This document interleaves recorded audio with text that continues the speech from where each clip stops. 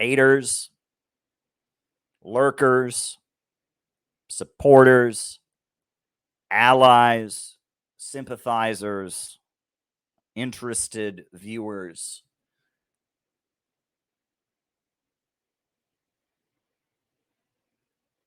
I'm really happy that you're watching this right now.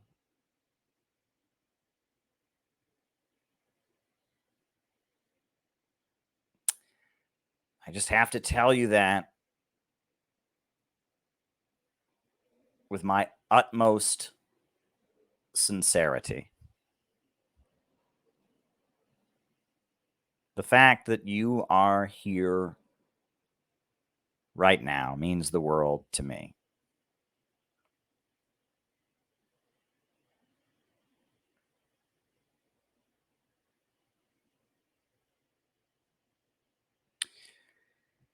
It means the world to me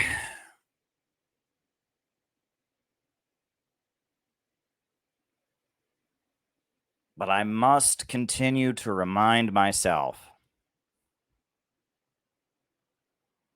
that the internet is not real. The internet is not real. This is merely a means of communication. And while it means the world to me that you all are watching, liking this, sharing this, tweeting this out, at the end of the day, well, it means a lot to me. It gives me hope, makes me feel reassured in what I'm doing, makes me optimistic, makes me proud of what I'm doing. At the end of the day, what matters to me is not that you watch this and you sit here and listen to what I have to say. What matters to me is what you do about it. That's what matters to me. What really matters. Writing down the first super chat.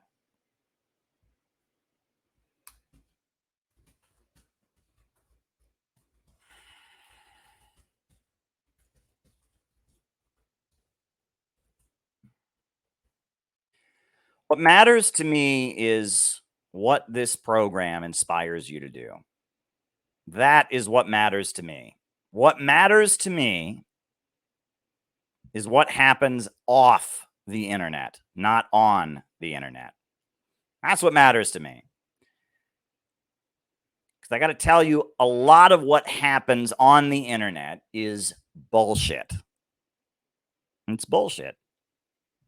There's just a lot of bullshit that happens on the internet. A lot of it. A lot of what goes on the internet is just a lot of bullshit. And I'm not here to get you wrapped up in bullshit. I'm not here to do that. I'm here to connect you to something real. I am here to connect you to something real. I like that first super chat question that came in. I like it because it's about something real.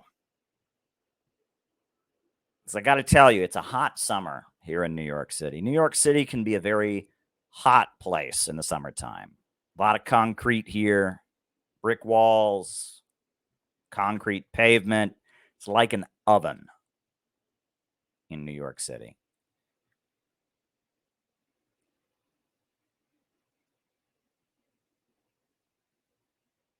Walked through my neighborhood today.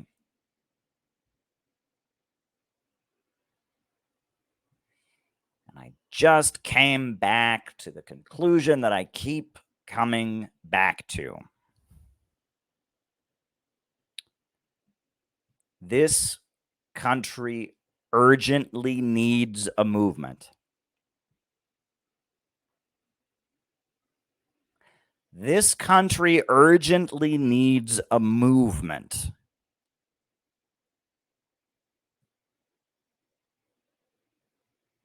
Not a hashtag.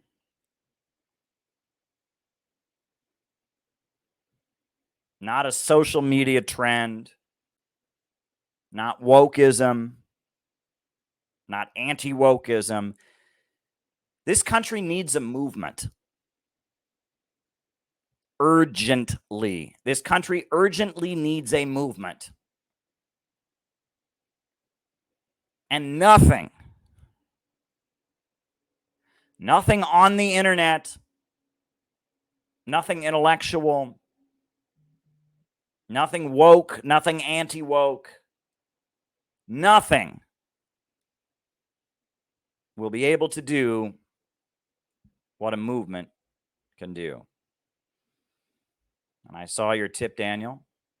I'm cutting and pasting it. You're on the list about artificial intelligence. Daniel just sent a tip via the Rockfin, so I put it down. Thank you, Daniel. And you're on the list. Don't worry. Thank you. I wish I could show it on the screen, but I can't. But you're on the list, Daniel. This country needs a movement. Urgently needs a movement. And the reason we need a movement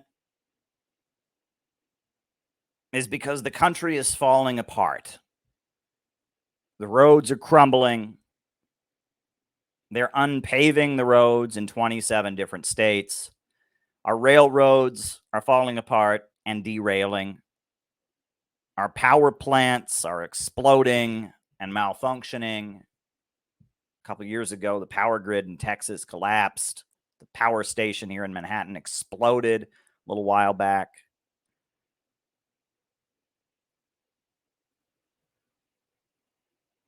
The reason we need a movement is because we're spiritually, culturally, politically coming apart as well. It's getting crazier every day. It's getting more nuts every day. And on top of that, we need a movement because the danger of a new world war is very, very, very real.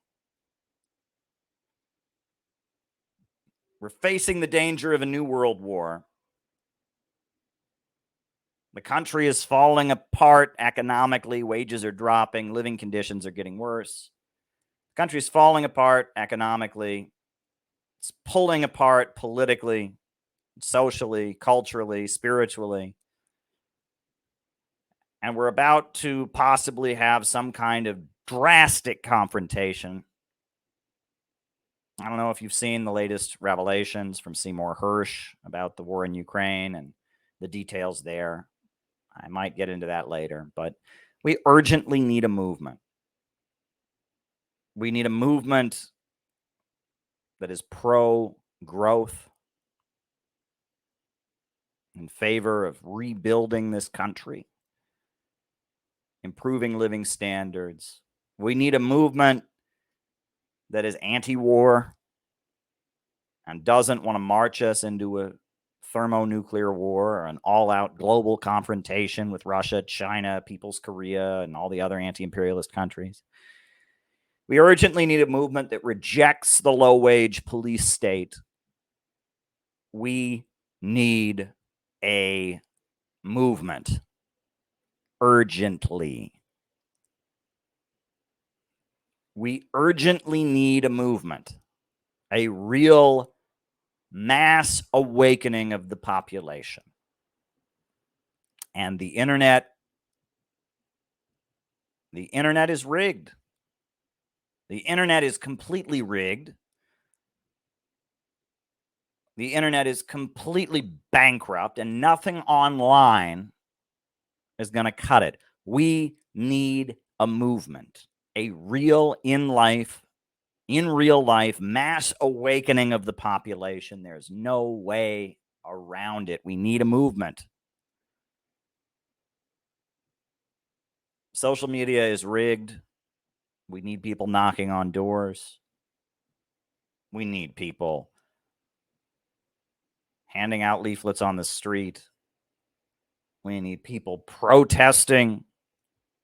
Peace with Russia, peace with China, hands off People's Korea, hands off Iran, hands off Venezuela.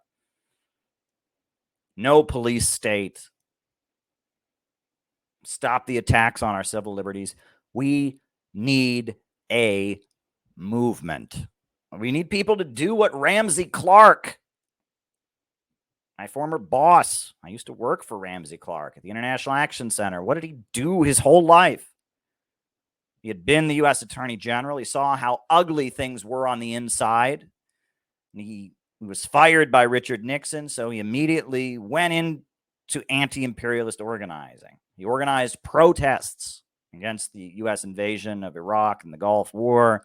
He organized protests in the streets for civil liberties. He was a lawyer in the courtroom. He defended those who were on trial.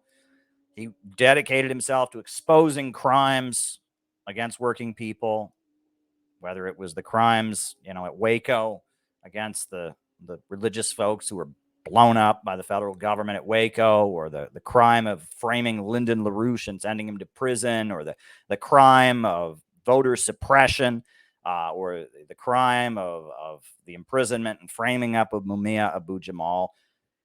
Ramsey Clark dedicated himself to building a movement, and he had been the U.S. Attorney General. And as the U.S. Attorney General, he had been a supporter of civil rights. He'd been a huge admirer of John F. Kennedy. And from within the Lyndon Johnson administration, he saw how important mass movements can be. How much the Johnson administration was afraid of the mass movement to end the Vietnam War. How much they were afraid of the civil rights movement. He tried to restrain the FBI. He's on tape. I've got some of my videos. I have recordings of Ramsey Clark talking about J. Edgar Hoover and his attempts to restrain the FBI, stop them from wiretapping Stokely Carmichael and black revolutionaries. Ramsey Clark, who had been in the circles of power, his father was a U.S. Attorney General. He was the U.S. Attorney General under Lyndon Johnson. He saw from within the circles of power how important mass movements are. And if there's ever been a time in the United States where we need a mass movement, a real mass movement, it's now. We need a movement urgently. Urgently, we need a movement. We need an awakening of the population to say Russia is not our enemy. China is not our enemy. To say hands off our freedom of speech. To say hands off our privacy. To say that Twitter has no justification whatsoever for letting the FBI decide what goes viral and what doesn't. The FBI has no business calling up the New York Post or calling up Mark Zuckerberg and telling them what stories they're allowed to air. That the Uhuru movement, a group of black revolutionaries that are facing 10 years in prison just for engaging in anti-war activism, speaking at conferences in Russia, the charges against them must be dropped immediately. And the witch hunting of dissidents in the United States, the criminalization of dissent must end immediately. That the overreach by our government,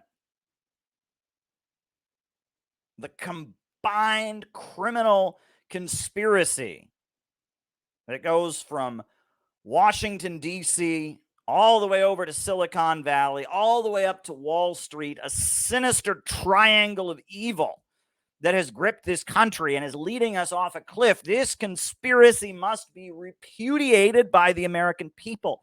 We need a movement. We need a movement more than ever right now.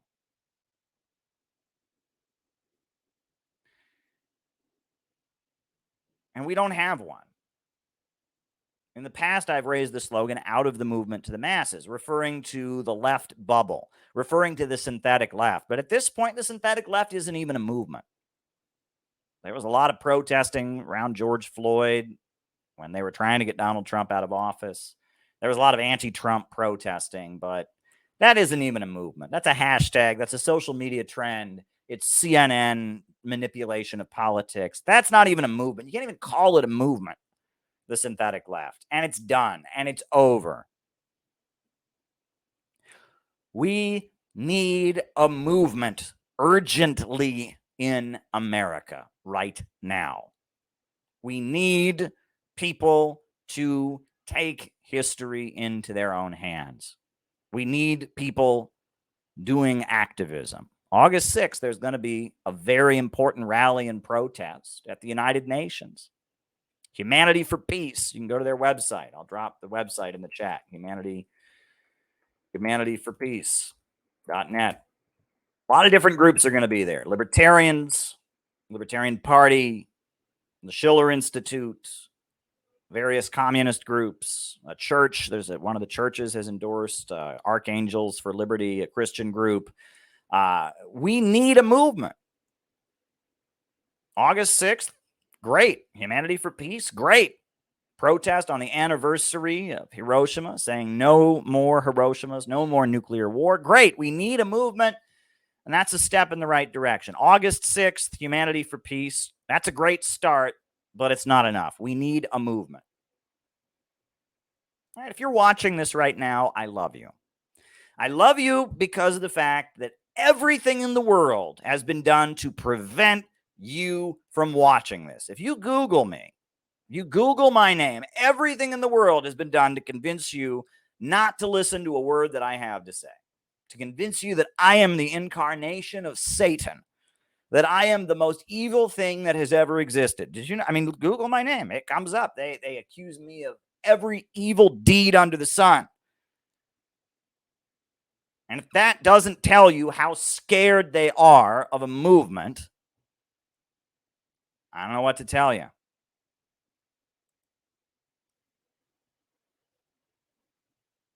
Right? I mean, the fact that you're watching this right now means that you're somebody who's intelligent enough and curious enough and somehow came in contact with me somehow enough to look past whatever the smears and the lies and the rumors are to come along.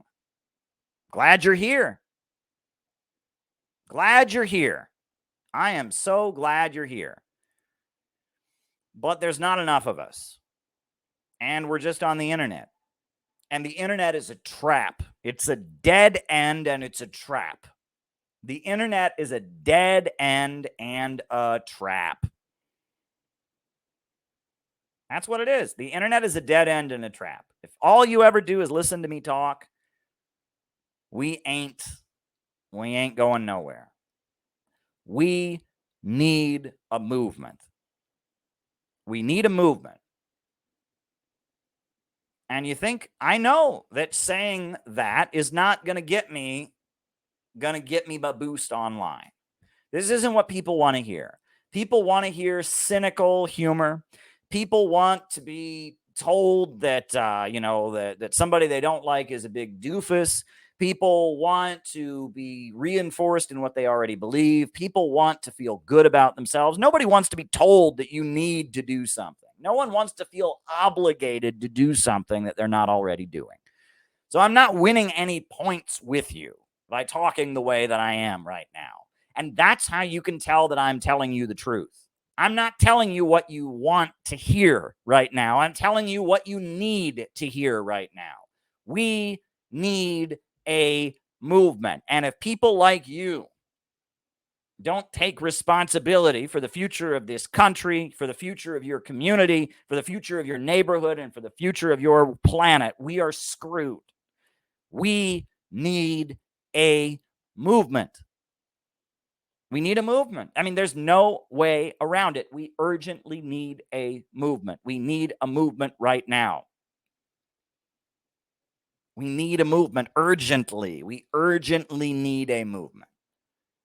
There's no way around it. There's no way. There's no other way. There is no other way. There is no other way. We need a movement. And I'm glad, Jamie. You can join the Center for Political Innovation.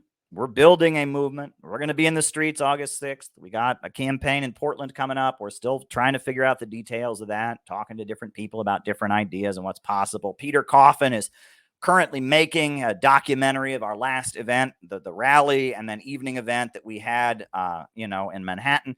We're doing our best. We're doing what we can with our little resources, the little resources we have, and the low number of members that we have, just about 105, 106 members. We are doing the best we can, but it's not enough, and it's never enough. We need a movement. We urgently need a movement. We need a movement.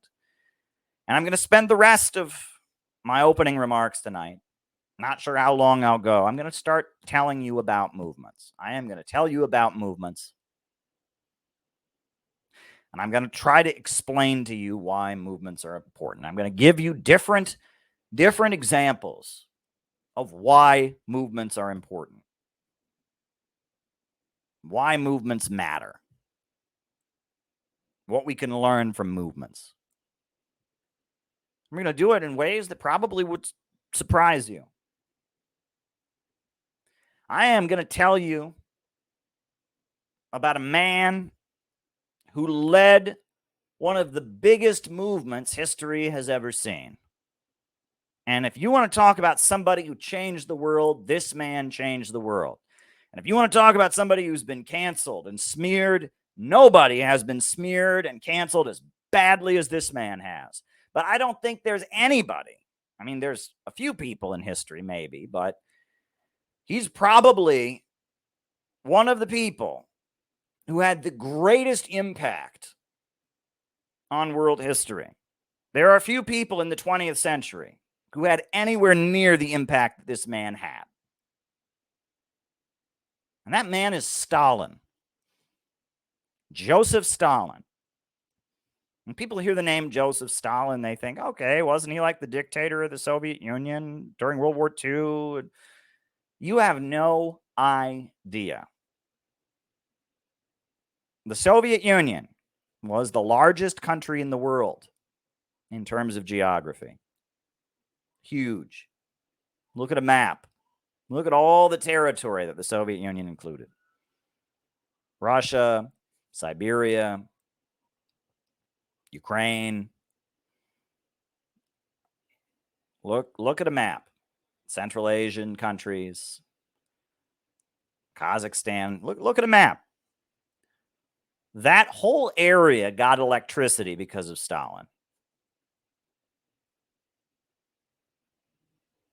That whole area was electrified because of Joseph Stalin. That whole area got running water, modern plumbing, because of Stalin.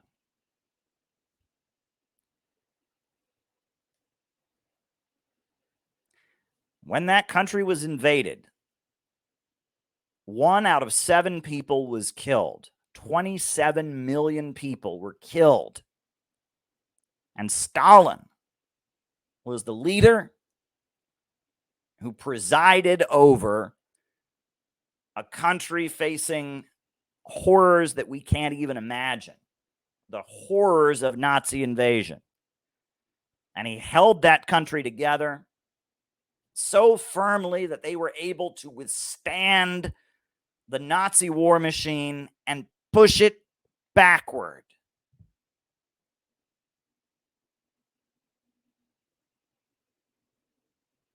And then, in the aftermath of that,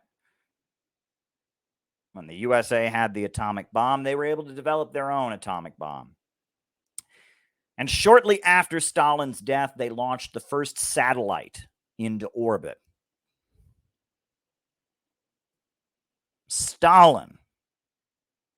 Joseph Stalin led a mass movement that shook the world.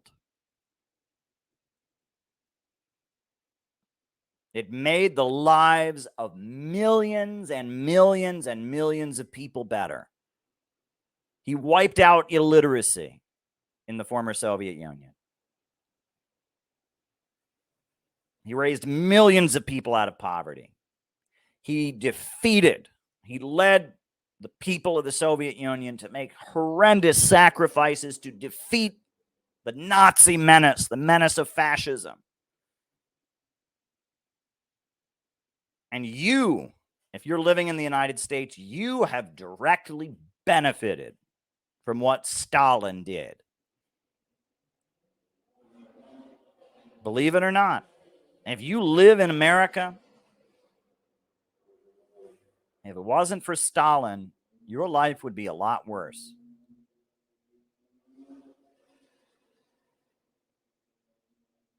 There have been strikes in American history, protest movements for a long time. You know, the struggle for the 8-hour day, demanding an 8-hour workday, that started before the American Revolution. People in America, working class people on the job, have been protesting and organizing for years.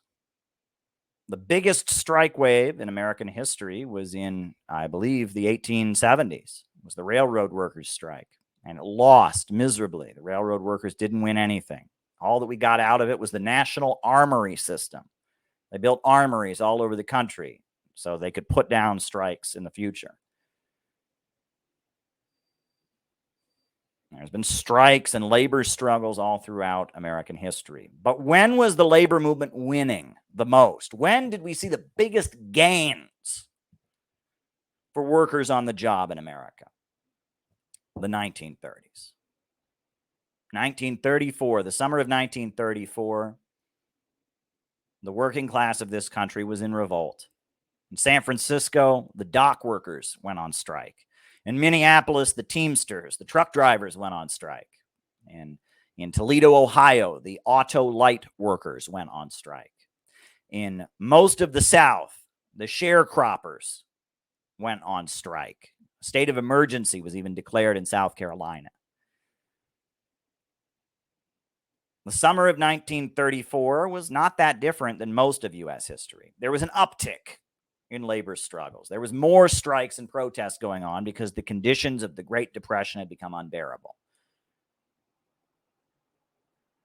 But the reason that the following year, 1935, after the summer of 1934, after the big explosion of working class struggles, after the strike wave of 1934, the reason that Roosevelt turned around and passed the Wagner Act and made it a federal law that workers have the right to join a labor union. The reason that Roosevelt's administration started hiring millions of unemployed people and giving them jobs, putting them to work building things, the reason for that was because that strike wave, 1934, it came in the context of the Soviet Union existing. It came in the context of there being a section of the world that had broken out of the capitalist economy. And while the United States was having a Great Depression, the Soviet Union was rapidly building itself up and industrializing. And there was something called the Communist International, led by the Soviet Union, that was organizing those strikes. The dock workers of San Francisco, the auto light workers, the sharecroppers. They were organized by communists who were looking to the Soviet Union for inspiration. And it was in the context of those global situations, the rise of socialism around the world, that the ruling class saw how dangerous the rising working class movement in America was, and it began granting concessions. A couple years later, after the sit-down strike wave of 1937, Roosevelt created the 8-hour workday with the Fair Labor Standards Act. A minimum wage was created, and an 8-hour workday was created. And unemployment insurance was created. All of this was created in the 1930s, not because there were strikes going on. That was part of it. But there had been strikes before. The rail workers' strikes of the 1800s were much bigger. There were other strikes and labor struggles that were much bigger. But in the context of the global capitalist economy crashing and the Soviet Union rising to become an industrial superpower, raising millions of people up from poverty, showing the world what socialism can do as an economic system, building the world's largest hydroelectrical power plants, having amazing achievements in the arts and the sciences. In that context, the ruling class saw the strike wave of 1934, and they got scared.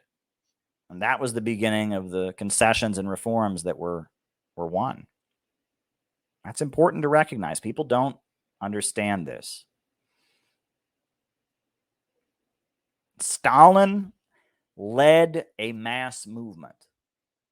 I'm going to tell you about who Stalin was, in case you didn't know who he was. No one knows anything about Stalin. I'll tell you who Stalin was. Stalin was from a very poor background. He was from a small village in Georgia, the country of Georgia. His mother had had many miscarriages before she was born, before Stalin was born. She made a promise to God, and if she could have a son, she would make that son become a priest. So when Stalin was born, Stalin's mother decided that she was going to make Joseph Stalin a priest. And so she went around and she raised money and she did everything she could to send her boy to seminary school. And Stalin's father was a bootmaker. He was an alcoholic.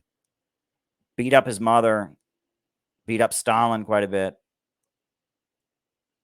Stalin's father moved out of the household, didn't live with them. And every so often, Stalin's father would come and take his son away, try to teach his son to be a bootmaker.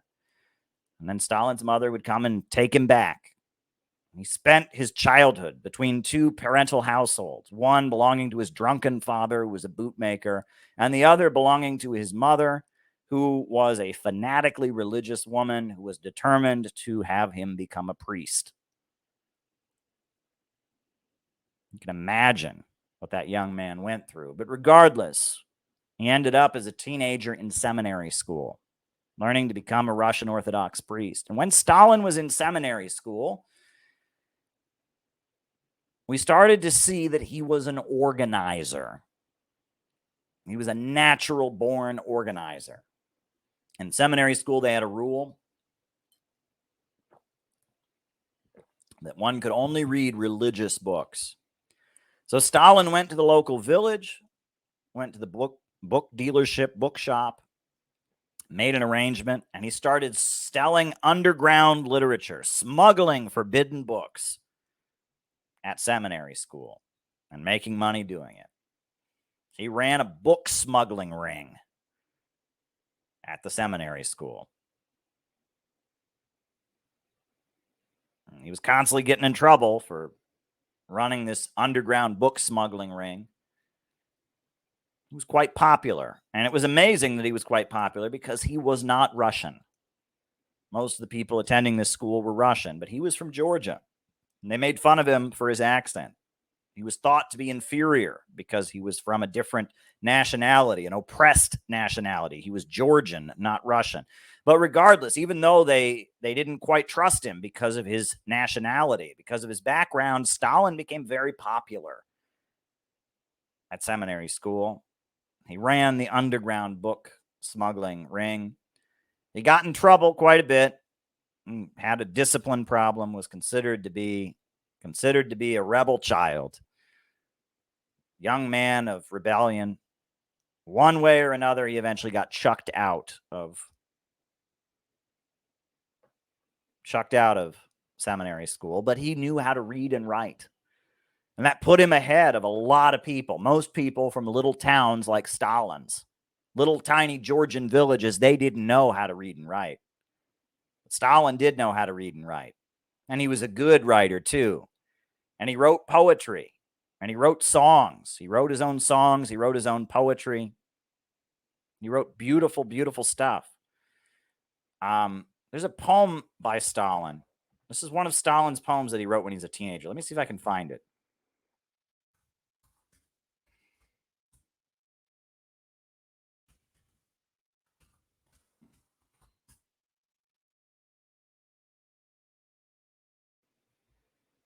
Let me see if I can find the poem.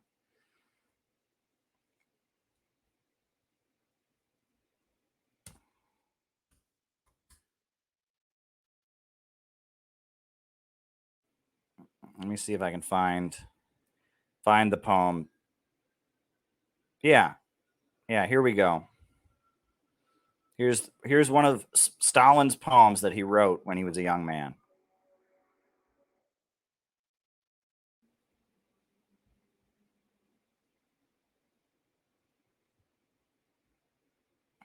Here we go. He wanders like a shadow from door to door through the world, holding in his dark hands the oak panduri and playing it tenderly. Now, a panduri is an instrument, right? It's a three-stringed lute, right? So keep that in mind as I'm reading this. This is one of Stalin's poems from when he was a teenager. I'll start again. It's about this three-stringed Russian instrument. It's like a guitar, but it's a lute. It has three strings. He wanders like a shadow from door to door through the world, holding in his hands the oak panduri and playing it tenderly. In the sounds so full of dreams as the rays of the sun, you can hear pure truth and divine love. Many stony, frozen hearts started beating then. Many blinded, frozen minds turned to the light again. But instead of gratitude for the sounds as sweet as love, the mob brought the anchorite. The cup is full of poison, and they told him, drink it and be damned. To fulfill your destiny, we do not need your truth, nor your heavenly voice. It's a beautiful poem. It's an absolutely beautiful poem that Stalin wrote. Stalin wrote this poem. He wrote it, and he wrote this poem in December of 1895. So, what year was Stalin born?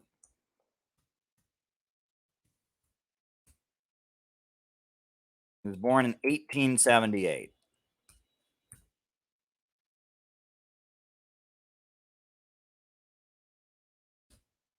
So he would have, right? Doing the math here. How old was Stalin when he wrote that poem? He was 17 years old. That's a poem that Stalin wrote when he was 17 years old.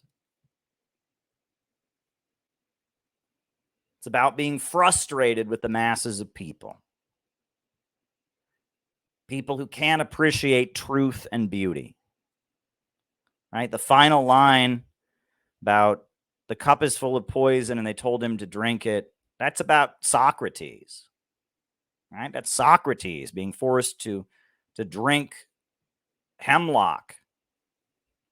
But it's interesting about how Stalin in this poem, he conflates truth and beauty. They walk hand in hand, right? And he equates it with music. Music. Got it.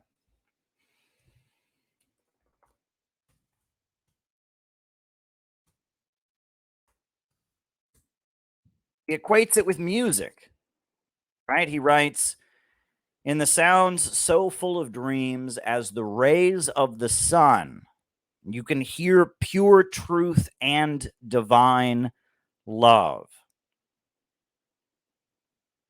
Right? He sees music and truth and beauty and love all tied in together.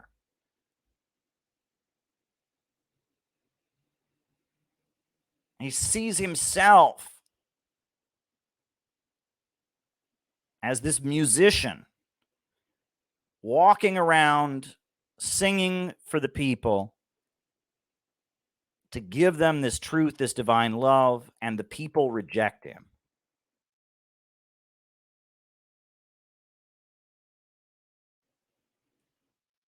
And this is 17-year-old Stalin writes this beautiful poem.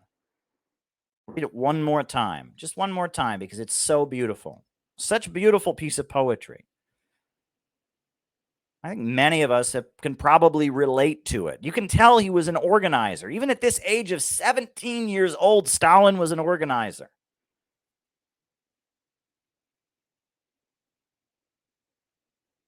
He was an organizer.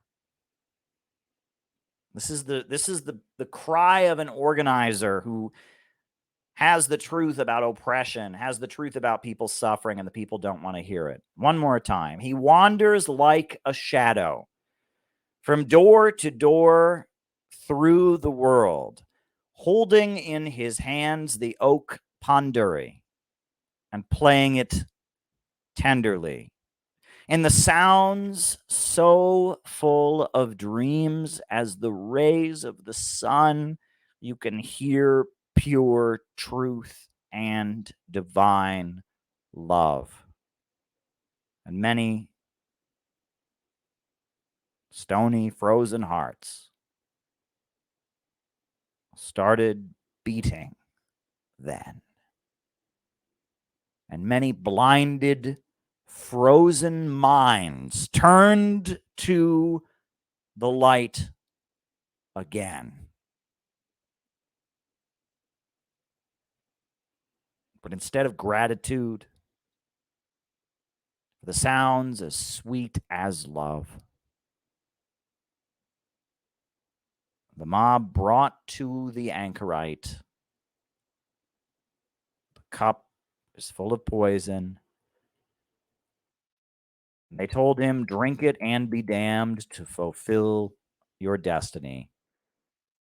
We don't need your truth, nor your heavenly voice.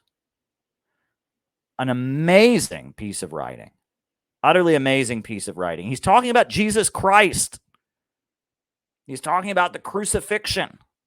He was in seminary school. He's drawing a parallel between the persecution of Jesus Christ and the persecution of Socrates.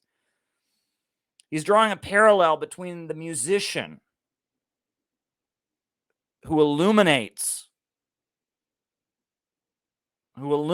people with his music, and the teacher, the philosopher who educates people, and the organizer who makes people aware of their material interests. It's a beautiful piece of writing. That's Stalin. That is Stalin. And that Stalin was a dynamic organizer, an absolutely dynamic, brilliant political organizer. The Bolshevik Party that he joined, led by Vladimir Lenin, it had two newspapers. The first newspaper was an illegal underground magazine called Spark or Iskra. And it was a theoretical journal with articles by Lenin and others explaining their theories of imperialism, explaining dialectical and historical materialism. Iskra was the propaganda journal. It was only for the advanced.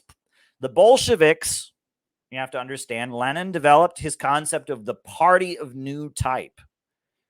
Most of the Marxist organizations of Europe wanted everybody to join. They wanted as many members as they could possibly have, so they watered down the revolutionary content. They watered it down because they wanted as many members as they could possibly have. Lenin said, we're going to build a party of a new type. And this party of new type that we're going to build it's not for everybody. It's only for those who will give the whole of their lives to become professional revolutionaries. It's not a mass party. It's a vanguard party. It's a party of tribunes of the people. And this party of new type will engage in two types of activity. One, it will engage in propaganda. And that's teaching people the revolutionary science of Marxism. But it'll only propagate to the advanced. Propaganda is not for everybody. Propaganda is only for the advanced. It's for the leaders among the population, the agitators, the community leaders, the organizers. You propagate to them. You teach them the science of Marxism. But for the masses, you have agitation. And agitation is raising awareness about the injustice that exists, raising awareness about how unfair and unjust the world is, and urging the people to stand up, making them aware of the injustice that exists, and showing them how intolerable their conditions is, stirring them up for a greater confrontation with the power structure. That is what agitation is. You agitate the masses, you propagate to the advance. Iskra, Spark, was the propaganda newspaper. It was only for the advanced. Lenin and Bukharin and Zinoviev and Kamenev, people like that wrote for Iskra. But Stalin was the editor of the Pravda. Pravda means truth. And the Truth was the daily newspaper. It came out every day, that was distributed all over the cities of Russia. And it was not propaganda, it was agitation. Stalin was the editor of the agitational daily newspaper, the Pravda, that was distributed all over the country. And most of the articles in the Pravda were what they called worker correspondence. It was letters. They would get letters from people. Anonymous letters from people about the conditions in their factories, the conditions in their workplace, the conditions in their villages if they were peasants. They would get anonymous letters from people. And Stalin would compile these anonymous letters into a big newspaper that was distributed every day. And they would hand it out to the workers in the factory. And most of the working people at that time couldn't read and write. So usually there'd only be one worker who could read. And as other workers were working, that worker would read the Pravda, read it out loud to his coworkers, read the anonymous workers' correspondence, the letters about what conditions were like on the job, about what people were struggling with, how the price of food was getting too high. I mean, this Stalin was writing a paper that was read by everybody. If you read the history of the Communist Party of the Soviet Union, they talk about the workers' correspondence and how important the Pravda newspaper was. This was a newspaper that everyone just couldn't wait to get their hands on because it talked about what real life was like for real people. It talked about real injustices. The Pravda, the agitational daily newspaper, Stalin put that out every day. He put out the Pravda newspaper, a mass agitational publication, urging the people to see how unfair and unjust things were, to support workers when they were out on strike, to oppose World War I and not die in a boss's war for boss's profits. Right? Stalin was the editor of the Pravda newspaper.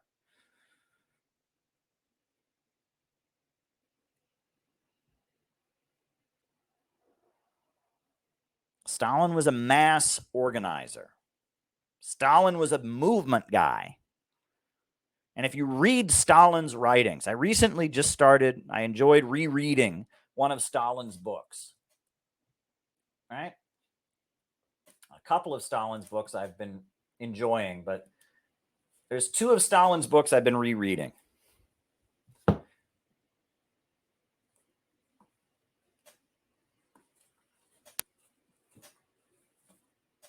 I've been reading Anarchism or Socialism by Stalin. This is Stalin explaining why you should become a Marxist and not an anarchist. And it is written in the most clear, coherent language. It sounds nothing like Slavoj Žižek. It sounds nothing like that what is that purity fetish book written by Midwest Marx that's all esoteric and has all kinds of, weird quotes from, this isn't an academic book. This is written so people will read it. This is not written to get an A+ from your professor. It's not written in that academic highfalutin tone. He wrote this because he wanted people to digest it and read it and understand it. It's beautifully written. And he assumes that you know nothing. He assumes you don't know anything about Marxism, and that's fine because he's here to teach it to you. This is written for people to read.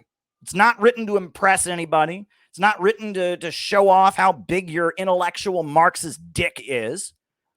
It's written to teach people because Stalin was a teacher. And this other book, this is literally lectures that Stalin gave. After the Russian Revolution, they set up a school in Moscow to teach communism to people around the world. And so Stalin was a lecturer at the communist school in Moscow. And so he gave a series of lectures called The Foundations of Leninism. And this is a compilation of lectures that Stalin gave on the teachings of Vladimir Lenin. And again, it's written very clearly and very coherently. It's written for the purpose of getting people to actually understand the concepts, not to wave one's, not to impress anybody, not to be, look what a great intellectual I am. Stalin didn't care about that. He was an organizer. He was a mass organizer. And he wrote like an organizer, not like an academic.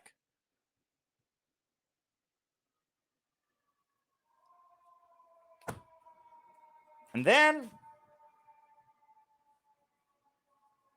you really want to get into Stalin? These are the articles that Stalin wrote against Trotsky. And if you read what Stalin wrote against Leon Trotsky, what comes across so overwhelmingly in the writing is that Stalin knew the people. He knew the people, and Trotsky did not. Stalin knew the people of the Soviet Union, Russia, the surrounding countries. He knew them like the back of his hand. He knew them like the back of his hand. He had a deep spiritual connection with the people. Trotsky did not have a deep spiritual connection with the people. Trotsky hated the peasantry. Trotsky believed in permanent revolution. And if you read Stalin's writing about his disagreements with Trotsky, this comes overwhelmingly, it comes across overwhelmingly.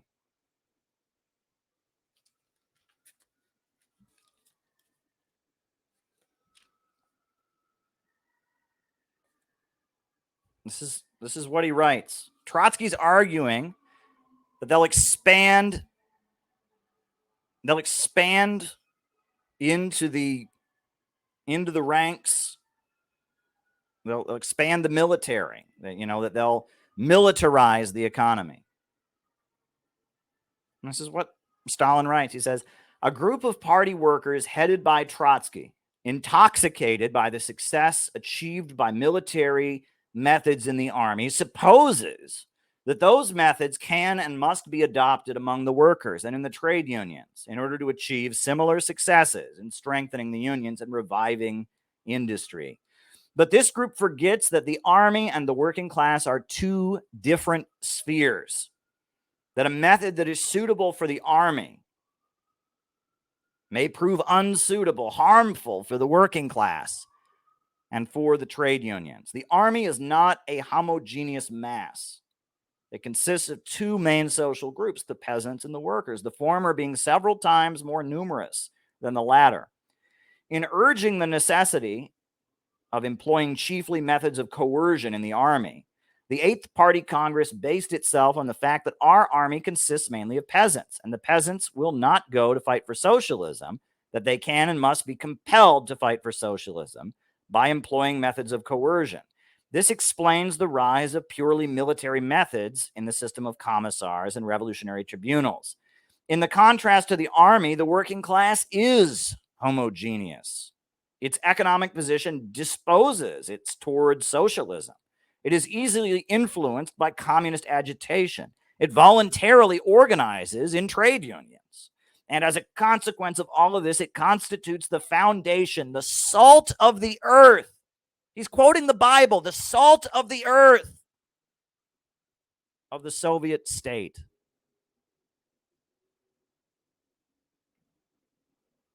It's not surprising, therefore, that the practical work of our industrial unions has been based chiefly on persuasion. And this explains the rise of purely trade union methods as an explanation, mass propaganda, encouragement of initiative, and independent activity of the mass of workers, election of officials, and so forth. You read this, Stalin knew the people. Trotsky did not know the people.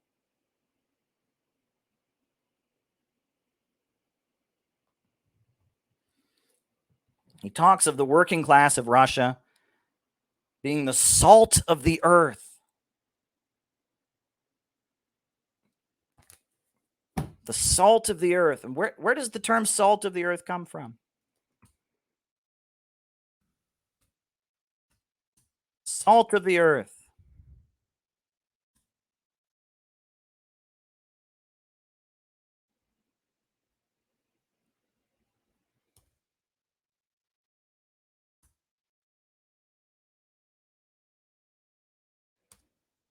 Where does that come from?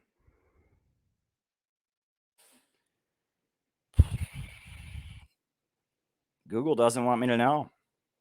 But here we go.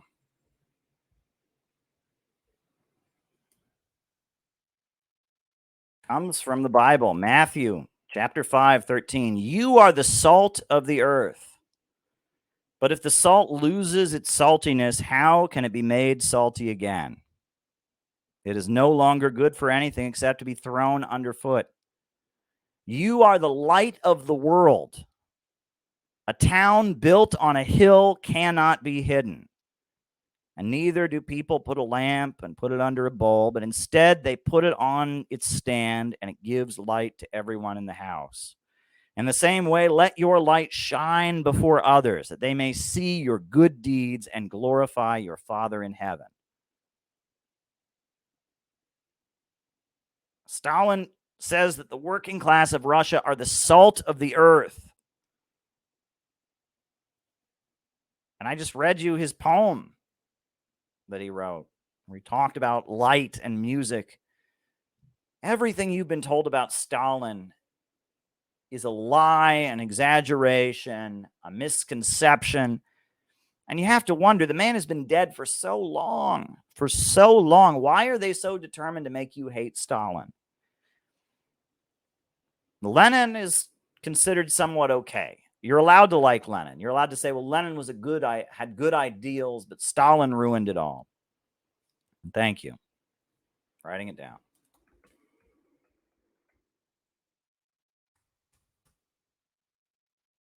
You're allowed to like Stalin.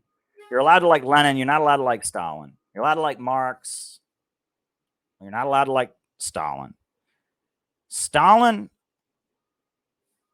did something utterly amazing. The rest of the planet was having a Great Depression. And the Soviet Union was rising up from nothing. It was industrializing rapidly, building the world's greatest power plants.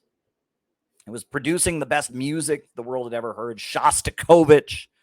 They had symphonies where ordinary working people were going and filling up the auditoriums to hear the symphonies. They were producing the greatest films that had ever been made before. Sergei Eisenstein. Films like The Battleship Potemkin, films like Ivan the Terrible. They were making the best films in the world. They had athletes and gymnasts that were doing moves that had never been done before. You know, it was utterly, utterly amazing what Stalin was doing. What Stalin was doing had never been done before, and it was amazing. It was utterly amazing. The country had no steel industry before. It was now the largest steel industry in the world. The country barely had any oil production to speak of, just a few oil fields in Azerbaijan. Suddenly it was producing more oil. It was a mass oil producing country. The Koch brothers, their father, Fred Koch, was a chemist in America who'd been put out of business because he developed a method of thermal cracking that was more effective than, making gasoline, turning petroleum oil into gasoline. And they hired Fred Koch, the Koch brothers' father, and they put him to work in the Soviet Union. They built the Moscow subway system, which is beautiful. They wiped out illiteracy. They built modern universities. Women were getting degrees in electrical engineering. Women were rising up the ranks of the military. You have no idea what Stalin achieved. You have absolutely no idea what Stalin achieved. When they try to tell you communism failed everywhere that's ever been tried, they're telling you that because they don't want you to see what Stalin did.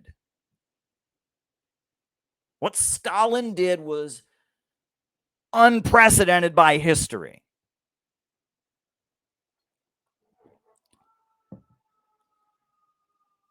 They'd always told us you can't have socialism. It won't work. Human nature. And it was working. And the whole world was in awe of what was being achieved in the Soviet Union. The rest of the planet was having the Great Depression.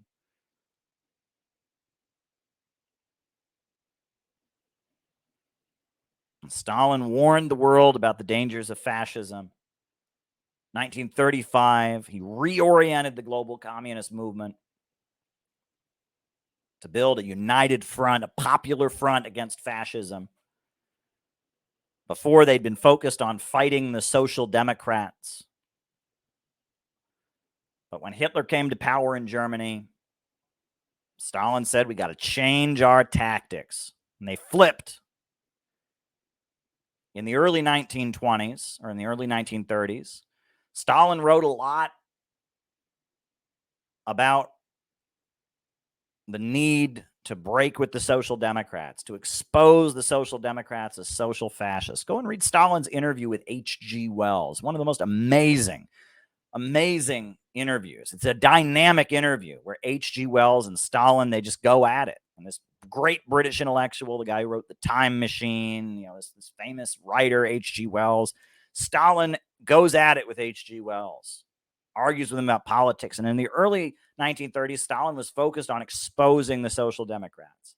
But then, after Hitler came to power, Stalin flips the tactics, flips them around. He says, now we got to be the most effective leaders of a united front against the fascists. And they did it.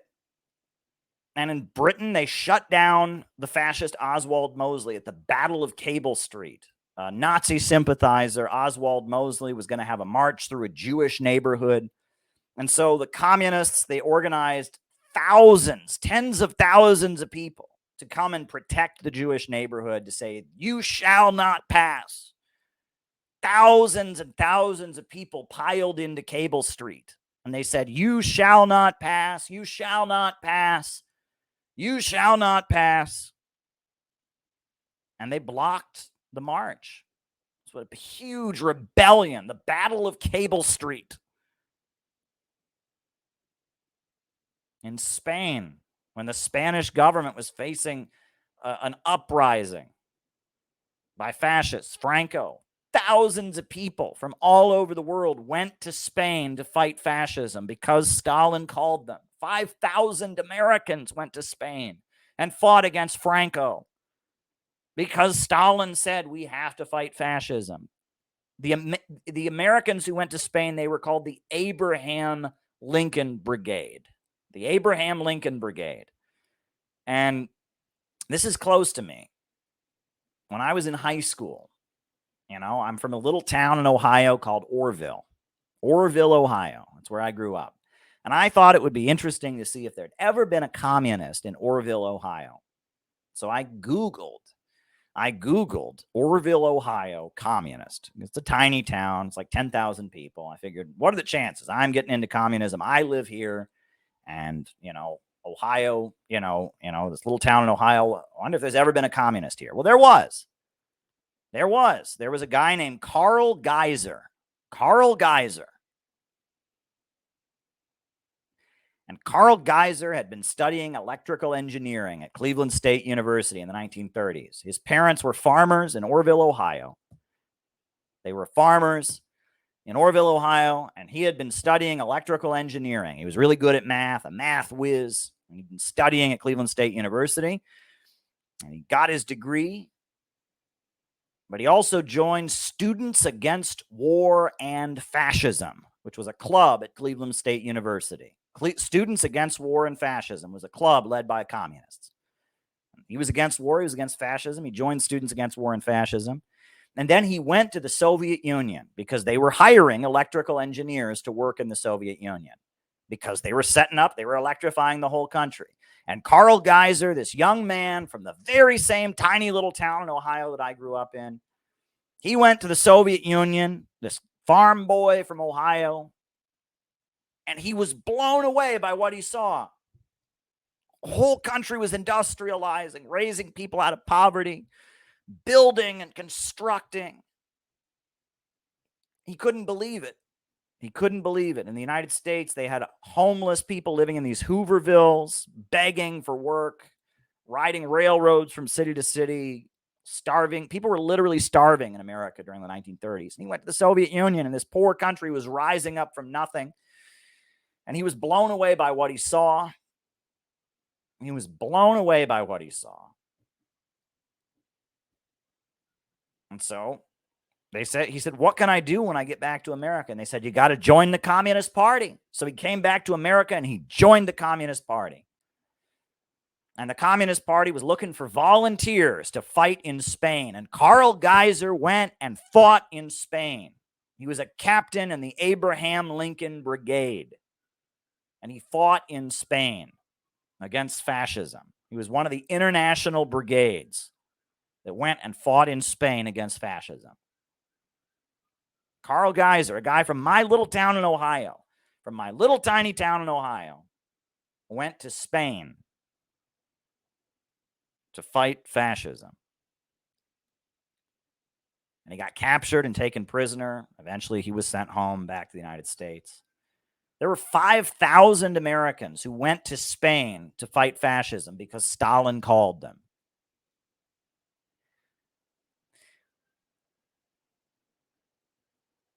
There would not be a mass movement against racism in this country the way there was if it hadn't been for Stalin.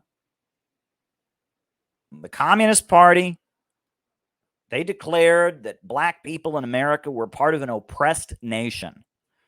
They were a colonized people within the borders of the United States. And they called for independence for the Black Belt, the regions of the U.S. South where all the slave plantations were because the soil is so rich, the Black Belt South, right? Georgia, Alabama, Mississippi. There's a certain region they call the Black Belt region. And it is the wealthiest soil in America. It's the most fertile soil in America. And the soil is literally black. That's why it's called that. It's not for black people. It's for the black soil. And still to this day, the Black Belt region has the best soil in America. But the people who live there are the poorest people in America. The poorest people. If you go to the Black Belt region of America, I wish you could go there. Wish you could go to the Black Belt. Everyone around the world thinks that America's rich. Everyone, you turn on your TV. You would think that all of America is Central Park in New York City. All of America is Washington Square Park. All of America is Sunset Boulevard in Los Angeles. Bullshit. Bullshit. Go to the Black Belt. Go to Mississippi. Go to Alabama. Go to Georgia. Go to the Black Belt region of the United States that has the richest soil. There's not one part of this country that has produced more cotton, more peanuts, it is more tobacco. It is the richest, most fertile soil in America. And the people who live in the Black Belt, the people who live in the Black Belt region are dirt poor and they're hungry. They live in shacks. They live in horrendous conditions still to this day. And it is still, the Black Belt is still majority African American, but there's a lot of poor white people in the Black Belt also. It's majority black, but there's still some poor white people there. And the Communist Party of the United States, they said that the Black Belt region And the descendants of slaves in America are an oppressed nation. They're a colony within U.S. borders. They're super exploited. They're super exploited. And so the Communist Party called for independence for the Black Belt. They wanted the Black Belt to secede from America, to break away and become its own country. Independence for the Black Belt. They had a map of the United States of America showing the Black Belt region. I'll show you.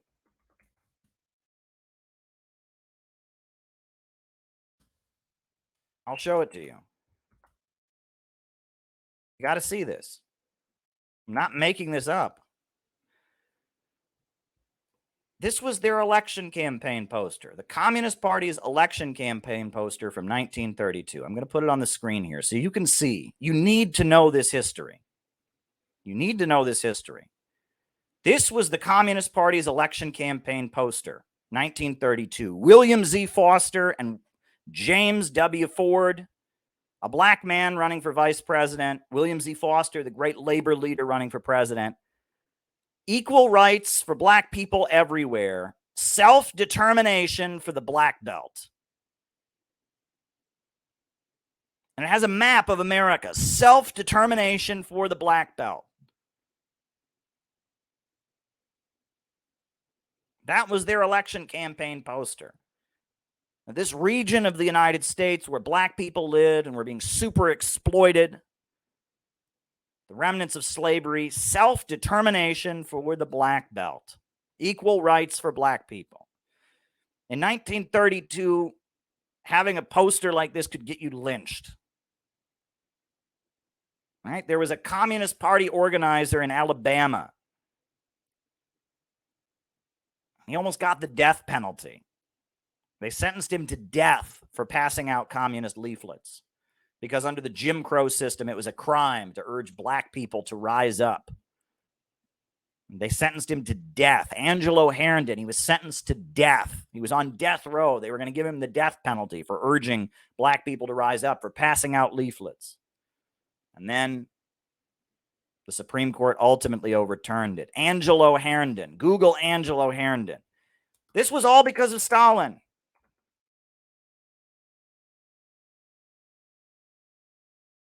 This is why they want you to hate Stalin.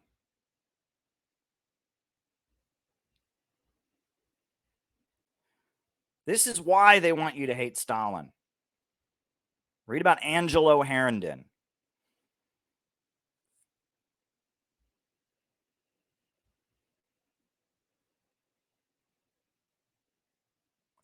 I'll never forget, in my own little town, the little town I grew up in, I had a history teacher.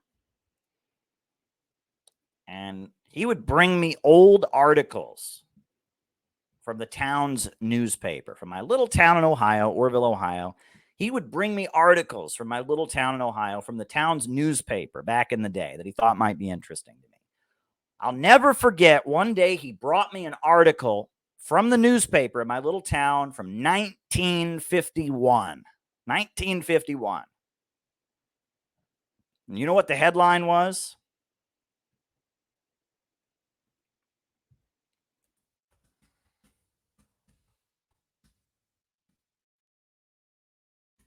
The headline was, "Take that, Uncle Joe. Take that, Uncle Joe." Uncle Joe was what they called Stalin. Well, Stalin's nickname, they called him Uncle Joe. And the article was about how a black family in my little town had bought a house for the first time. The first black family in my little town had bought a house. And the article began with a quote from Stalin about how Stalin said that America and the way it treats black people proves that it's not a democracy. And the whole article was saying, well, clearly Stalin's wrong. We just let this black family buy a house. So clearly Stalin's wrong. Take that, Uncle Joe. Take that, Uncle Joe. Racism doesn't exist in our little town A black family bought a house. Stalin, Stalin doesn't know what he's talking about. That's what the article was. That shows you how important everything the Soviet Union did was to the struggle against racism.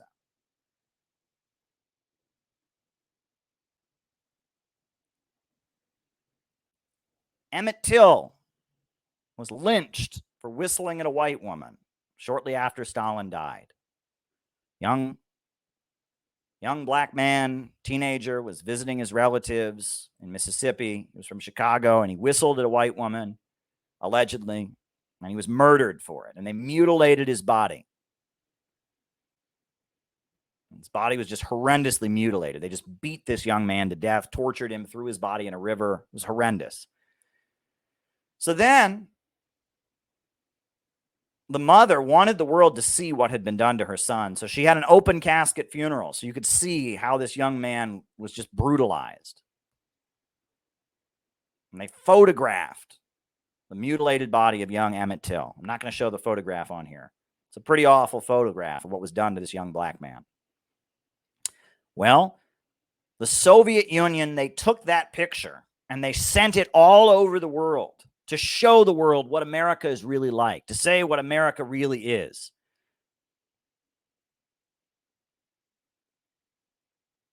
They humiliated the United States with the photograph of Emmett Till's mutilated body. The Soviet Union sent that all over the world. That's some of that Russian disinformation they're always complaining about. That's some of that Russian propaganda they're always talking about. Showing the world what America is really like. Showing the world, it was amazing what the Soviet Union did. And if you think that this didn't have anything to do with the civil rights movement, you think this had nothing to do with Dr. Martin Luther King Jr., you're wrong. You are absolutely wrong. You can thank Stalin for the civil rights movement in America. You can thank Stalin for the civil rights movement in America. You have no idea what Stalin did for humanity. The civil rights movement brought to you by Stalin. The labor movement, the 8-hour workday, unemployment insurance, minimum wage brought to you by Stalin. Space travel brought to you by Stalin. The defeat of the Nazis in World War II brought to you by Stalin. Russia becoming an industrial superpower and lifting up its head brought to you by Stalin. China eventually developing socialism itself brought to you by Stalin. Who do you think gave military training to Mao? Who do you think gave military training to Chiang Kai-shek? Who do you think set up a military training school and brought all kinds of Chinese people there? Who do you think sent all kinds of aid to Dr. Sun Yat-sen and provided military training? You have no idea what Stalin accomplished. There are few human beings in history who have done anything near what Joseph Stalin has done. This seminary school dropout from Georgia, this sentimental kid who wrote poems about poetry, about playing the lute, this is somebody who's changed history in ways we can't even imagine. You have no idea. There is a reason that you're kind of allowed to maybe like Lenin, that you're allowed to read Marx, to be edgy, but you can't touch Stalin with a 10-foot pole. They do everything. Stalin was evil. He was worse than Hitler, blah, blah, blah, blah, blah, blah, blah, blah, blah, blah. There's a reason. There is a reason. There's a reason they don't want you to know about this man. There is a reason they don't want you to know about this man. This man was an organizer. This man built a mass movement. And he led so many people to lift their heads. Folks, when Hitler was defeated and the Nazis were defeated, what was the picture that signified the Nazis defeated? What was the picture? I'm going to put it up on here. This is the picture that went all over the world to let the world know, the iconic photograph that told the world that World War II was over. This is the iconic photograph that let humanity know that VE Day, victory in Europe, had arrived. What flag is that? What army is that?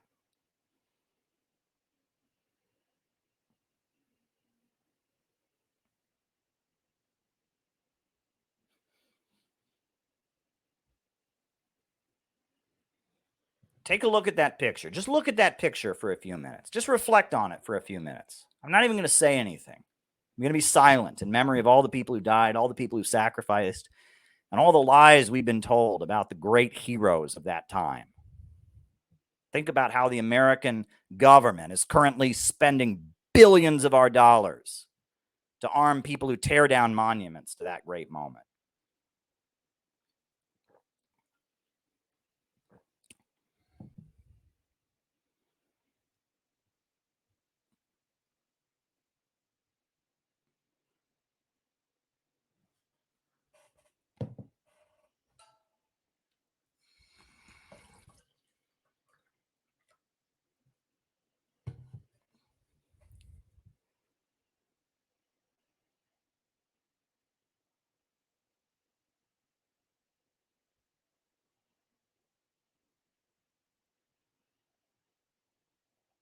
Just think about that.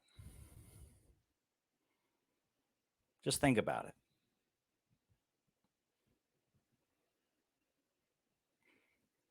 But my point tonight is not just to go on about all of Stalin's great achievements, right? First of all, if we're going to be scientific, we have to admit that a lot of bad things happened on Stalin's watch also. There's no way around that. A lot of people went to gulags who didn't belong there. A lot of innocent people got rounded up during the 1937 Great Terror, the Yezhov-Shina. A lot of innocent people got rounded up and sent to labor prison camps. It was really bad. There was mass fear among the population. There was kind of a hysterical fear of Nazi spies. People were turning each other in. Neighbors were turning in their neighbors. And it was a bad time. And a lot of very innocent people got hurt. So much so that eventually Yezhov, who was the head of the secret police, was executed by Stalin for his mismanagement, for the fact that so many innocent people had been hurt. So, we know that 1936, 1937, those were bad years in the Soviet Union. Bad years. Stalin was the leader at that time. That happened on his watch. And a lot of innocent people got hurt. So we can't pretend that didn't happen. We can't pretend it was all good. No, a lot of innocent people got hurt, during the 1936-37 purges. So much so that Stalin gave the death penalty to the guy who was running the secret police. And we also know that during the early years of the USSR, they were barricaded. Medicine couldn't get in. Food couldn't get in. Millions of people had died in the Russian Civil War. And the Bolsheviks and the communists had to make decisions about who got to eat and who didn't. In 1932, there was a famine in Ukraine. During that famine, there was shortages of food. Not enough food was being produced. People went hungry. And Stalin sent the military into Ukraine. The kulaks, the wealthy peasants, they were hoarding their grain. And so Stalin sent the military in to forcibly collectivize the farms, to take that grain away from the kulaks. And they didn't have enough food for everybody. And people starved. And Stalin had to decide who got the food and who didn't. And we can't imagine these kinds of circumstances. And at a time when people were starving, the Soviet Union had to export grain so they could buy tractors to make sure that no famine like this ever happened again. People say, well, that's genocidal. It's genocidal, right? That he exported grain while people were starving. Well, you kind of got a point, except he was doing it so they could buy tractors to make sure they never had a famine again. Can you imagine these kinds of decisions? I can't. I could never imagine making these kinds of decisions. You're sitting there in a country where people don't have enough food, and you're sitting there trying to decide. You decide who dies and who lives, right? We've only got this much food. If we make the decision, this many people will starve to death. If we make this decision, this many people will starve to death. Right? We have no idea what we would do under these circumstances. We can't relate in any way. And my point here tonight is not to tell you Stalin did everything right. I don't know that. I can point to the amazing achievements that happened that no one ever talks about, like raising a whole country up from nothing, like defeating the Nazis, like industrializing, like supporting the civil rights movement and the labor movement in America, building a global anti-fascist united front. I can talk about all these amazing achievements no one ever talks about, but that doesn't mean I can't acknowledge that some things were done badly. No. That doesn't mean I can't acknowledge that the conditions these people were facing were nothing like what we in the West can ever imagine. I can't deny that. I'm not sitting here trying to pretend that Stalin didn't have to make some decisions that hurt people. I'm not sitting here pretending Stalin didn't order a lot of people to be executed. But I'm telling you that the way we've been taught to think about Stalin, the way we've been taught to equate him with the Nazis with whom he defeated, the way all of his great achievements are conveniently ignored in all your college history classes and on the book, the history bookshelf at Barnes and Noble. There's a reason for that. There's a reason they're way more scared of him and anyone who admires him than they are of Trotskyites, anarchists. And this is important. We can't relate. We can't relate to the conditions these people were in. We can't. And you'd like to think that you would have done a better job. You'd like to think that you would have allowed more freedom to exist in the USSR at these times. 15 different countries invaded them right after the Russian Revolution.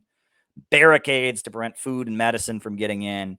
People are starving and hungry, and the country is completely militarized in order to hold it together. You like to think that you would have said, well, let's make sure everyone has their freedom of speech under these circumstances. Oh, you'd like to say that, wouldn't you? You'd like to say that during World War II, when 27 million people are being killed, when 1 in 7 people in the Soviet Union is dying, that you would have never moved people around on the basis of their nationality. Oh, no, you wouldn't have moved the Chechens out of the area to crush the pro-Nazi Chechen insurgency. You wouldn't have deported people from one region to another on the basis of their race in order to win the war. You never would have done that. Well, good for you. I'm proud of you. But we don't know the circumstances that the USSR was facing during these years, the conditions that people were living in, the amount of straight up killing they were facing at the hands of a hated enemy,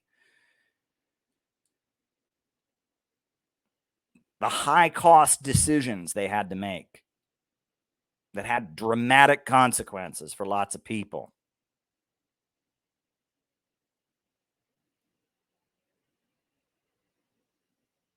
You can't relate to that.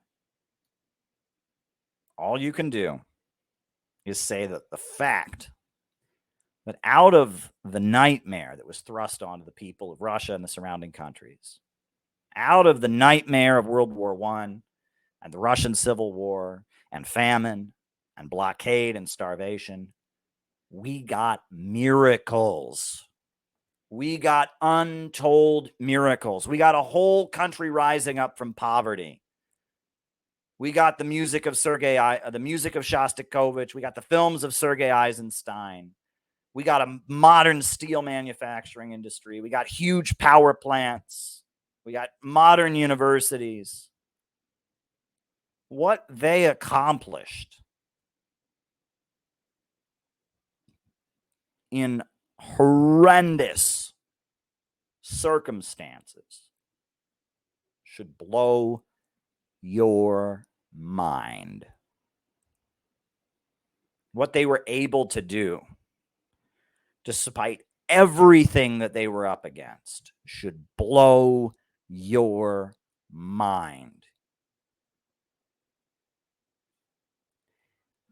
Anyone who tries to tell you that socialism never worked anywhere, socialism failed everywhere, does not know what the hell they are talking about.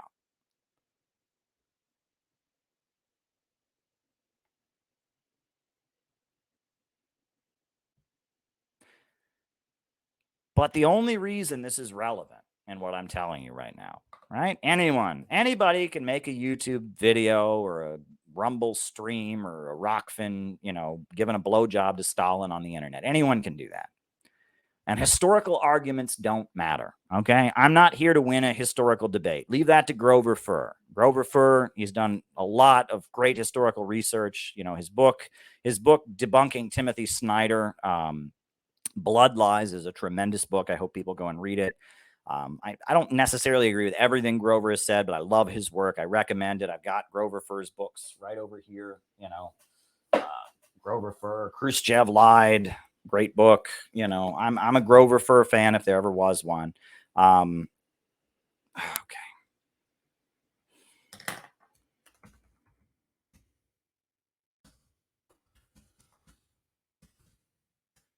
I'm a Grover Furr fan if there ever was one. Huge fan of Grover Furr. Admire his work. Don't always agree with necessarily everything, but he's tremendous. Grover is absolutely tremendous.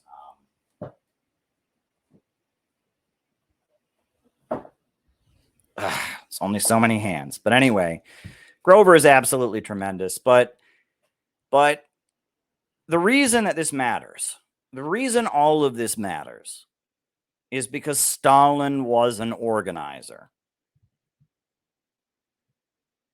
That's what I'm trying to tell you. Stalin was an organizer.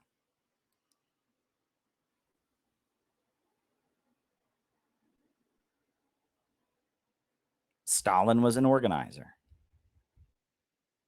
He organized that book smuggling club with his classmates at the seminary school.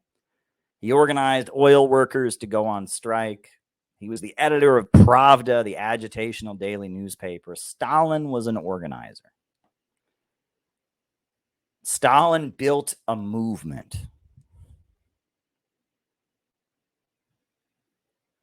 A movement.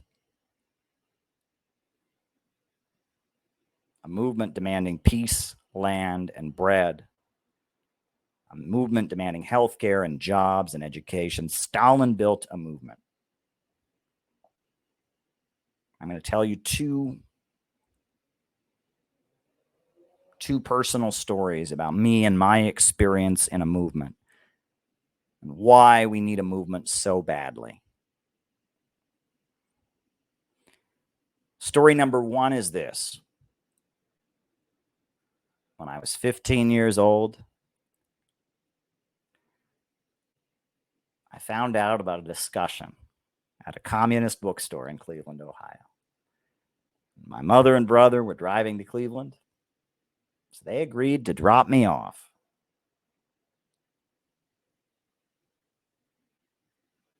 And I went to a discussion at the communist bookstore. It was a discussion about the war in Iraq, Bush, something like that. But then after the discussion, I'll never forget, one of the communist organizers at the bookstore handed me a stack of newspapers. He said, "We're going to go out and sell the paper."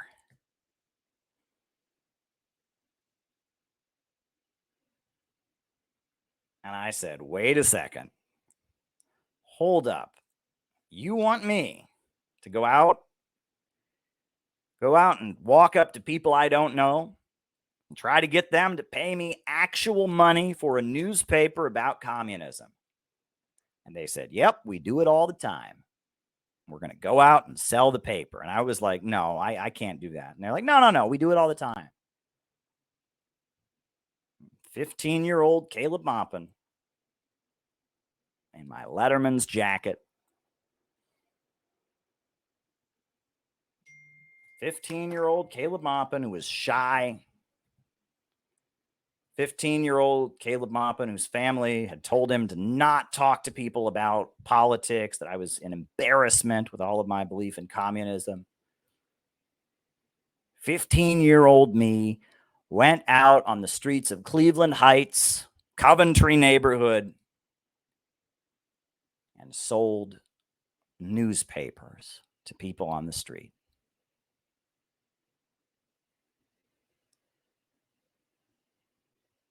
And it saved my life. I would be dead right now if that had not happened.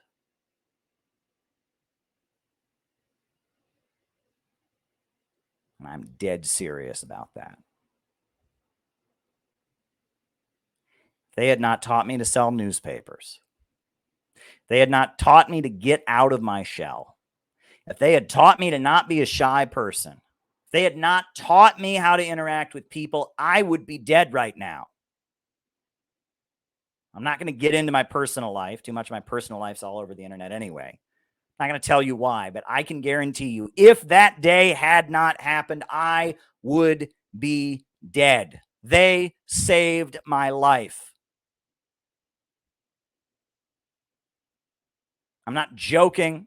I'm not being hyperbolic. That saved my life.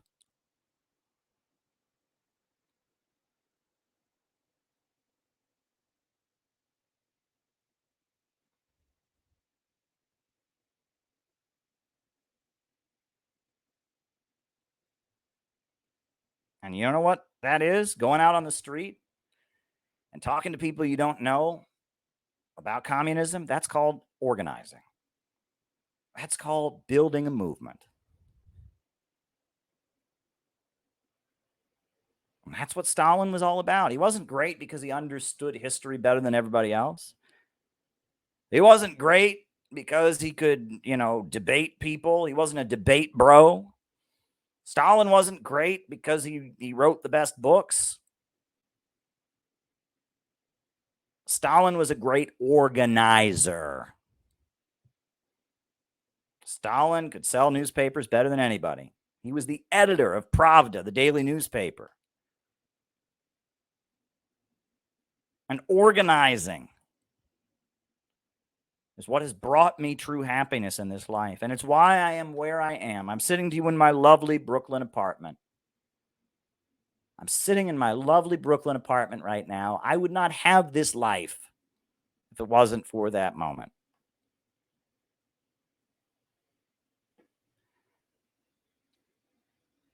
I'm telling you that because I want you to understand what a movement can do for you. People say, oh, it sounds like so much work. It just sounds like Caleb, I don't want to listen to you. You're always saying we got to go do stuff. Why can't I just watch Jackson Stinkle? Jackson will get on there and call people faggots and I can laugh about it and it'll be funny. And then I can just go on with my life. Why do I have to listen to you? You're always telling us we got to do stuff. You're trying to build an organization. That sounds like a cult. That sounds like a cult. I just want to sit in my room and be mad and call people faggots and feel like I'm smarter than everybody. I don't want to go build a movement. Why are you always doing that, Caleb? Why do you always got to ruin everything? I was having fun when you were talking about Stalin, but now you're trying to tell me I got to build a movement. Why are you doing that? Why do you have to ruin everything, Caleb? Why do you have to build a movement? Why are you doing that? Well, I'm doing that because it's the truth. It's not what's going to make me popular. It's not what people want to hear. It's what they need to hear. And I walk through the streets of this city and I see the people and I see the homeless people. I see the next generation stuck in their phones, hopeless, miserable and lonely. And I know what we need. We need a mass movement. We need a mass movement to stop the war.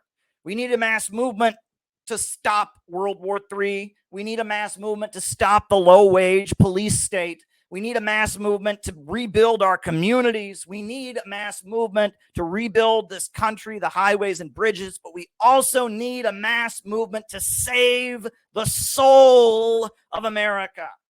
Too many people are broken. Too many people are left behind. Too many people are hopeless. Too many people are in pain and agony, and they need a movement. They need a movement. Just like I needed a movement.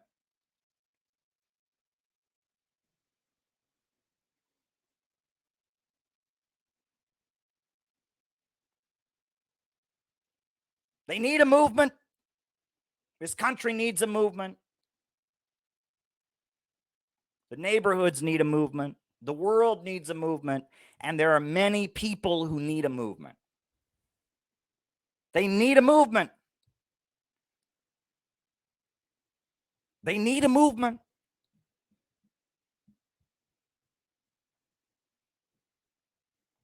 Whether it's popular or not, whether it puts me in danger or not, I'm going to give them a movement.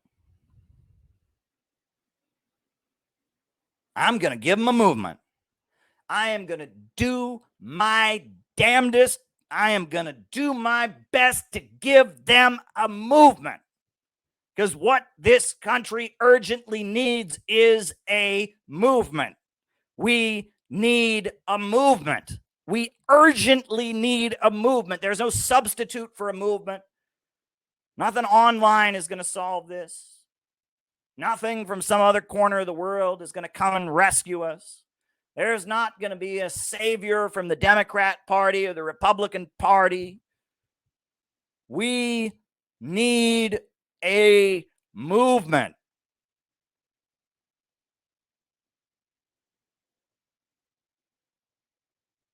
We need a movement.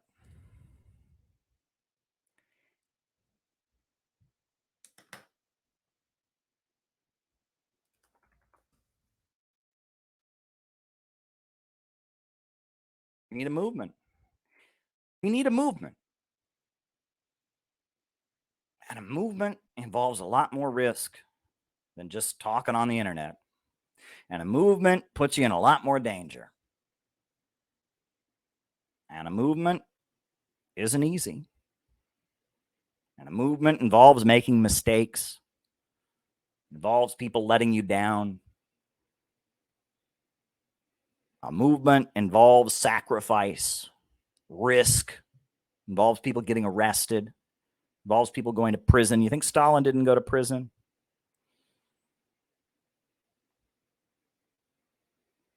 There's nothing but a movement that's going to save us. Not a woke hashtag, not anti-woke resentment, a movement. We need a movement.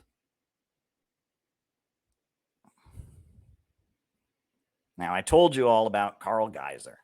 Told you about how in my little town in Ohio, I went on the internet to see if there'd ever been another communist. I found out the story of Carl Geiser, who went and fought in Spain. I'm going to tell you another story. First time I ever went to New York City, I was a senior in high school. I was 18, so my parents couldn't stop me. Me and my high school buddy, we got on the bus. The Quakers, the American Friends Service Committee, had chartered a bus to go to a big anti-war protest in Cleveland, or in New York City from Cleveland. Me and my high school friend, we were about to graduate from high school. It was April. We got on the bus and we went to New York City to attend a big anti-war protest. It was huge. 2005, 2006. Big, huge anti-war rally against the U.S. war in Iraq. Thousands of people, traditional Korean drummers, marching bands, anarchists, socialists, communists, you name it. It was a big gathering. We marched. I'd never been to the city before, I'll tell you that much. I had never been to New York City. But we got dropped off at one spot. And we waited and waited and waited and waited until it was our turn to march. And then we started marching down Broadway until we finally got to the end of the march. There were 9/11 truth people there trying to talk to us, and all kinds of people handing out newspapers. A lot of older folks on every corner. This was a long time ago, 2005. Every corner, there seemed to be an older person with a New York accent. Get a copy of the working class newspaper. Capitalism is the problem. Socialism is the answer.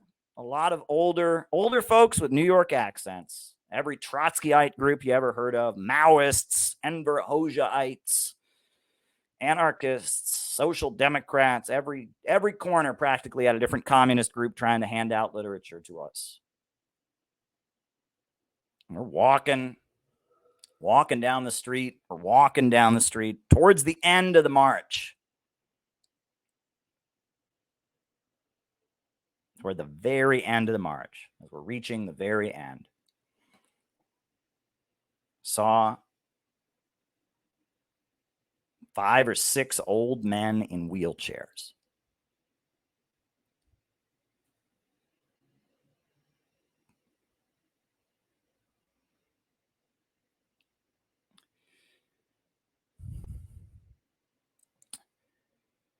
Said veterans of the Abraham Lincoln Brigade against the war in Iraq.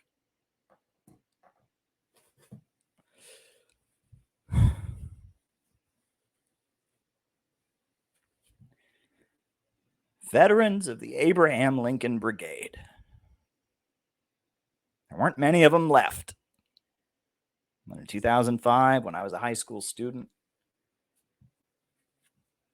I saw veterans of the Abraham Lincoln Brigade. Old men who, when they were my age, when they were 18 years old, had gone and fought in Spain against fascism. I walked past the Abraham Lincoln Brigade.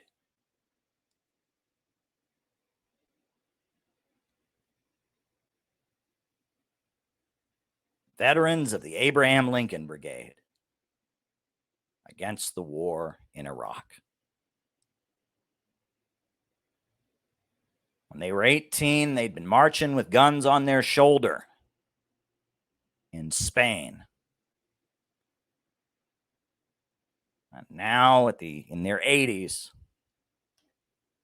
they were sitting there in their wheelchairs watching a march go by against the war in Iraq.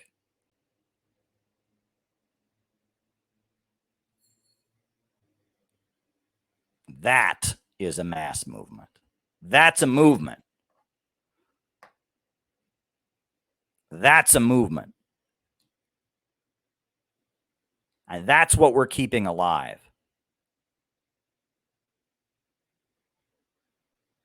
That's what we're keeping alive. And that's why I won't be wokeified. I'm not going to trade Stalin for Judith Butler, Marilyn Fry. I'm not going to let Jabba the Bosch equate Stalin with Hitler. And I'm not going to support U.S. imperialism against China and against Russia. And I'm never going to turn against the Cuban people or the Korean people. I'm part of a movement. That movement is not a hashtag. That movement is not trendy. It's not woke. It's not a movement you join because you want to be popular. It's not a movement you join because you want everyone to like you. It's not a movement that you join because it's the cool, hip thing to do that everyone else is doing. It's a movement you join because you expect persecution. It's a movement you join because you know that you are on the right side of history. It's a movement that Stalin joined when he was 17 years old and wrote a beautiful poem about how the people don't want his truth, about the truth and beauty of music.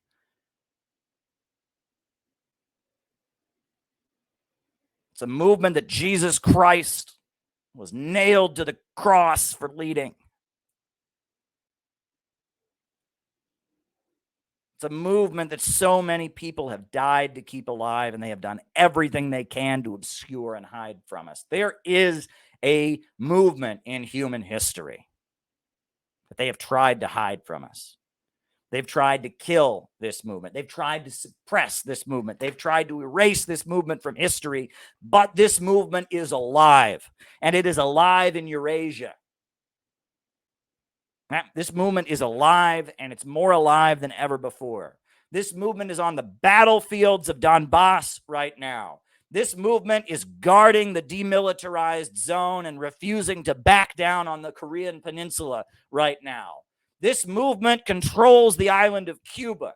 This movement leads Venezuela and has led them to resist hell and high water. This movement has seized control of Nicaragua. This movement made China into a superpower. This movement led Iran to break the chains of imperialism and join the Shanghai Cooperation Organization and raise itself up. This movement turned Syria into an industrial country. This movement brought running water and electricity to Libya and built the great man-made river, the world's largest irrigation project. This movement took the land of the wealthy white farmers of Zimbabwe and redistributed it to the African people. This movement built the great Aswan Dam in Egypt. This movement built the Three Gorges Dam, the largest hydroelectrical power plant in the world in China. This movement has constructed Huawei Technologies, the largest telecommunications manufacturer in the world. This movement saved humanity from Hitler.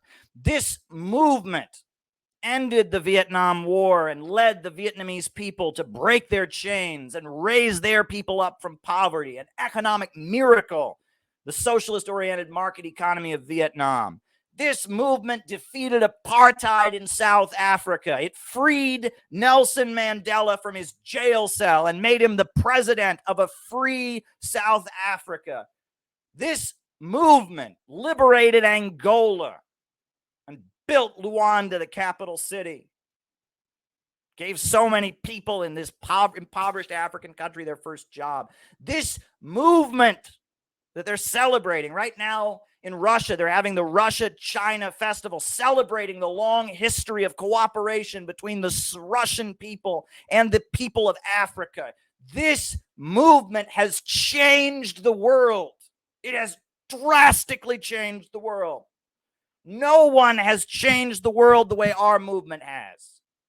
We have done amazing things. We have performed miracles. We should not be ashamed to be communists.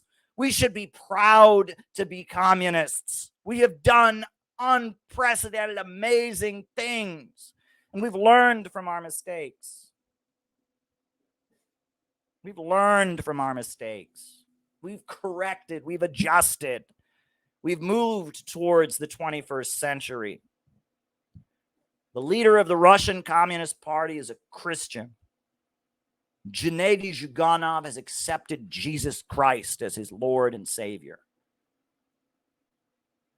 We've admitted that the persecution of Christians that went on was wrong. We've admitted that Jesus was one of us, and that you can't build heaven on earth without God.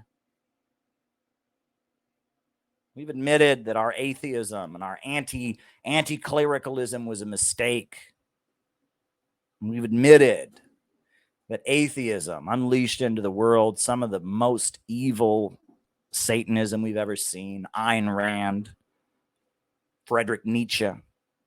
We've learned from our mistakes. We've learned, we've adjusted. We've learned you need a market sector in a socialist society. We've learned that there's room for private businesses and private enterprise and socialism.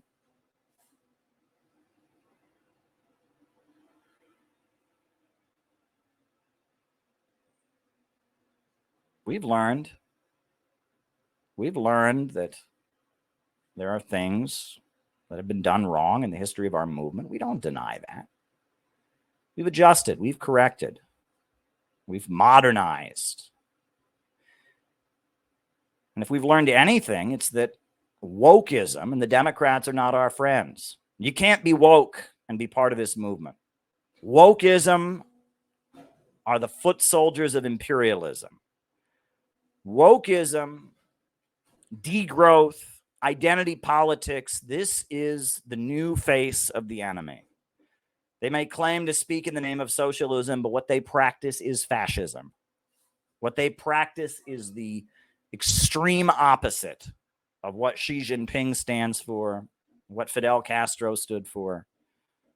They may speak in the name of our movement, but they're liars. Wokeism is the main danger at this point. Wokeism wants to kill us. Conservatives don't know what they're talking about. They think Joe Biden's a communist. I'd hate communism too if I thought Joe Biden was a communist. Fuck. But our movement is alive. The problem is it's not here in America. The Communist Party is a woke Democratic Party piece of crap. The only organization in America that has decided it is necessary to go out and build a movement in these times, to build this movement within American shores, is the Center for Political Innovation. We are the only organization that is building this movement. There are others who work with us. The Party of Communists, they do great work, great work, and they teach Marxist theory, and they have online conferences, and they do great work, and they have connections in the international communist movement. They deserve credit. The Schiller Institute, they're not communists. They reject Marxism, but they defend China. They're building anti-war rallies. They are to be commended. We're not the only people doing good work, but we are the only expression of this movement in America right now. We're the only people even trying to build a movement.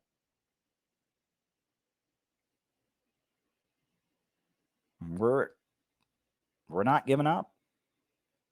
There's a reason that they have thrown so much feces at us.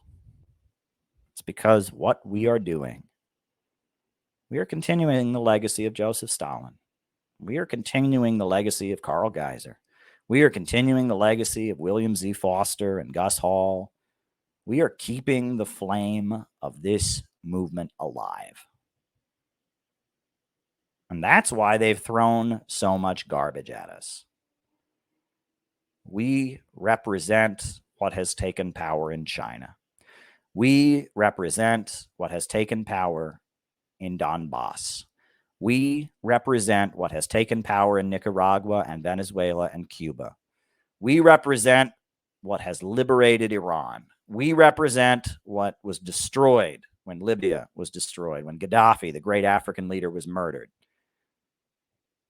We represent what's fighting Saudi Arabia in Yemen. We represent the forces of resistance. We are the resistance. And our message is that the American people should align with the people of the world against the imperialists, and that it is urgent that we build an anti-monopoly coalition right here in the center of the United States, that our real enemy is at home. That is what we're doing. That is our message. We are anti-imperialists. In our bones, we are anti-imperialists. We are anti-imperialists.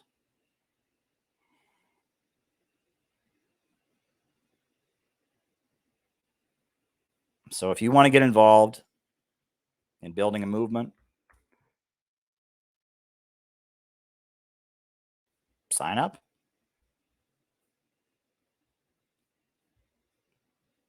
We could use you. We'll put you to work. There's plenty of work to be done. We could use you to help us build a movement. Join the Center for Political Innovation. Got a campaign coming up in Portland. Not exactly sure what it's going to look like. Some proposals are on the table. Different ideas are floating around there. We're doing something in Portland this fall. I don't know when exactly. I don't know what exactly, but it's looking like we're going to do something. We're trying to figure out the details. We're going to have a presence at the protests on August 6th with other groups. We're building a movement. We need a movement. And everything I told you about Stalin, was what Stalin did because he was the leader of a movement.